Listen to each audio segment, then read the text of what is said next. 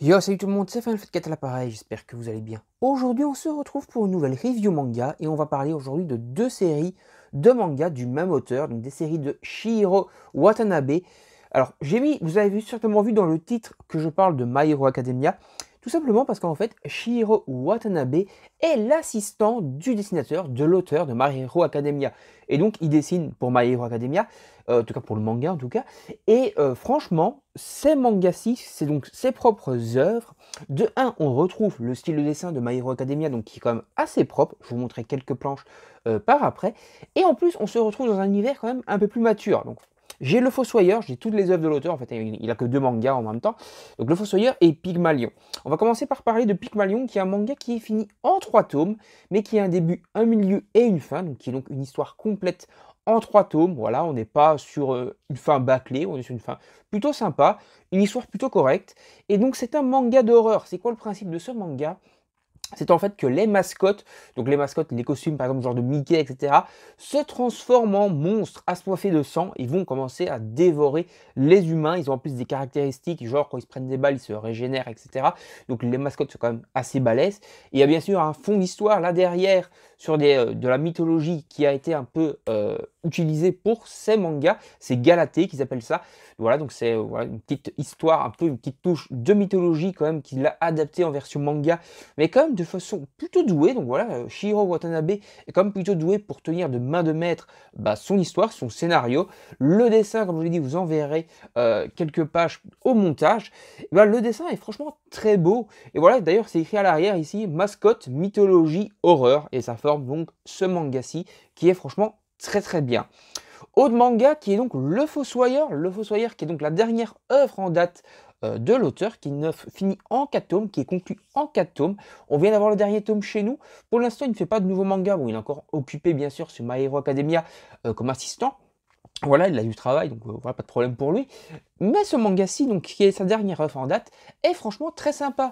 Donc comme je vous l'ai dit, 4 tomes, donc ni trop long ni trop court, avec un début, un milieu et une fin, et un scénario, encore une fois, aux petits oignons, avec la barque qui est bien menée, du bon dessin, et encore une fois, des codes d'horreur. Voilà. L'horreur est beaucoup plus présente dans Pygmalion et le gore aussi, mais dans Le Fossoyeur, on a une gestion également de l'horreur, mais plus shonen. Et ça, c'est ce qui est sympa aussi. Donc, c'est chez Komiku, les deux œuvres d'ailleurs, si vous voulez vous les procurer.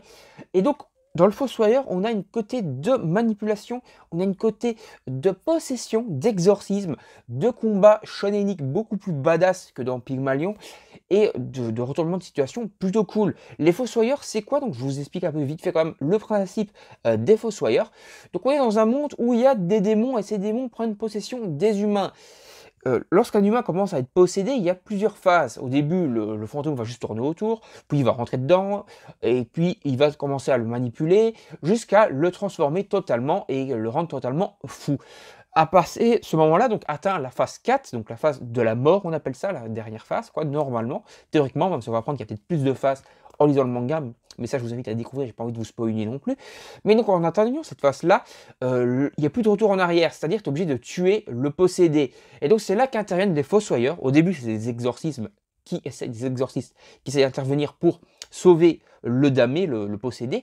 Mais une fois la phase 4 atteinte, tu ne peux plus exorciser. Et donc les fossoyeurs débarquent et ils sont là pour tuer donc ces monstres, ces possédés de phase 4, qui sont donc du coup super puissants, super overcheatés, qui n'ont plus aucune notion de ce qu'ils font. Donc ils peuvent attaquer même leur père, leur mère, leur femme, ils peuvent attaquer n'importe qui. Et donc ils deviennent très dangereux et donc tu es obligé de les tuer. Et comme je disais, ils sont du coup complètement overhypés, leur puissance se démultiplie et donc ça donne face à des combats assez épiques. D'ailleurs, comme je l'ai dit, il y aura peut-être des phases supérieures également à la phase de la mort et ces phases vont peut-être nous donner place à des combats vraiment très badass. Donc voilà, pas mal de retournements de situation, des groupes de méchants assez malsains, assez sombres. Voilà, beaucoup de retournements de situation, voilà. Ça, je vous le dis, dans le tome 4, vous n'êtes pas prêt à la fin, il va y avoir un retournement de situation à la fin qui va vraiment vous mettre en PLS. Franchement, le manga, comme je l'ai dit, est très très bon. Donc on va s'arrêter là, donc voilà. Les mangas de Shihiro Watanabe, franchement, c'est un très bon auteur. C'est des mangas courts, voilà, ça mange pas de pain, c'est pas très cher, c'est voilà. Donc n'hésitez pas à aller vous les procurer aux éditions Komiku. Voilà, vous aurez les 7 tomes de l'auteur pour un prix assez raisonnable. Ils sont trouvables en occasion, je les ai déjà vus passer en occasion. Voilà, faites-vous votre propre avis dessus, ça pourrait vous intéresser. En tout cas, n'hésitez pas à donner votre avis en commentaire sur la vidéo, votre avis sur les mangas si vous les avez lus, si vous avez eu l'occasion de les lire, ou même si vous les achetez après cette vidéo et que vous les lisez, faites-moi un retour plus tard après les avoir lus, pourquoi pas. N'hésitez pas également à liker la vidéo pour m'aider dans mon aventure YouTube, à vous abonner à la chaîne et à cliquer la petite cloche pour ne rien manquer, et à me suivre également sur Instagram qui se trouve dans la description de la vidéo. Salut tout le monde, à la prochaine, bye bye.